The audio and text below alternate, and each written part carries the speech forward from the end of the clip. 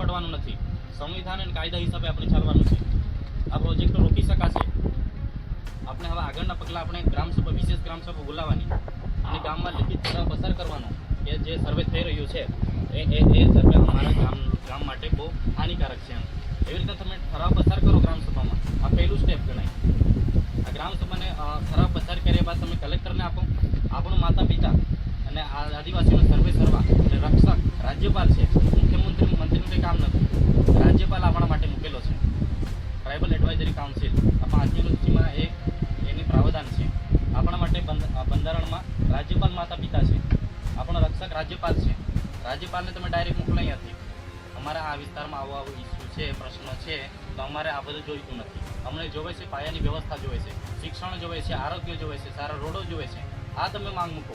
બાકી આ વિકાસના વિનાશ થાય છે ને, આ નથી જોઈતું. આવી રીતના આપણે રાજ્યપાલને કહેવું પડશે. અને આ બધું ક્યારે શક્ય બનવાનું છે?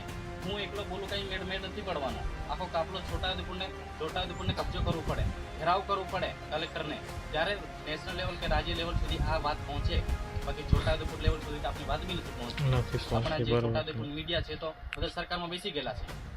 એક પણ અહીંયા કંઈ ઇસ્યુ પ્રશ્ન ઊભા થતા હોય તો આપણે બરાબર અહીં મીડિયાવાળી ટીમ આવેલી હોય, પણ એ લોકો જે મૂળ વાત હોય એ લોકો સરકારમાં બતાવતા નથી. દરેક નાગરિક આની જવાબદારી લેવી પડે. આ આપણો બધાનો વિસ્તાર છે. બાકી ચૂંટાયેલા પ્રતિનિધિઓ આવી ગયા છે, રસિકભાઈ છે, બીજો છે, ફલાણો ઠીકનો છે, એ કરશે એવું કરવા જશું તો કોઈ મેળ નથી પડવાનો. આપણો જે વિસ્તાર છે આપણે કોઈ બેસશું. આ પ્રકૃતિના ખોડા આપણે કેવું એકદમ જબરદસ્ત સારી રીતે આપણે જીવન જીવી રહ્યા છીએ. બાકી આપણે ગુજરાત સરકાર પાસે બી ક્યાંય જમીન નથી.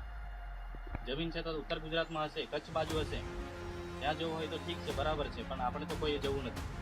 એટલે સરકારને આપણે ખુલ્લી ચેલેન્જ કરવાની છે. ગ્રામસભાનો પાવર બતાવવાનો છે.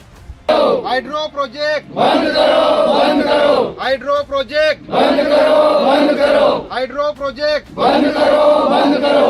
અમારા વિસ્તારનું સર્વે બંધ કરો, બંધ કરો. અમારા વિસ્તારનું સર્વે બંધ કરો,